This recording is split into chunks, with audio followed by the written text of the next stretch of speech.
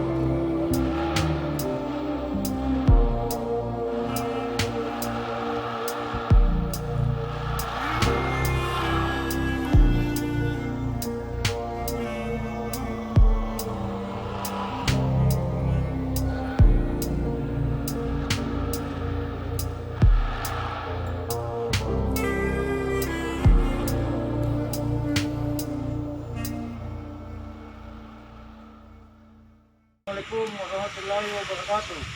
Saya Fajar bersama 4 orang mewakili kelurahan Kampung Buyan, Kecamatan Mariso, mengucapkan terima kasih kepada Direktorat Intelkam Polda Sulsel yang telah berbagi berupa paket sembako dalam suasana pandemi COVID-19.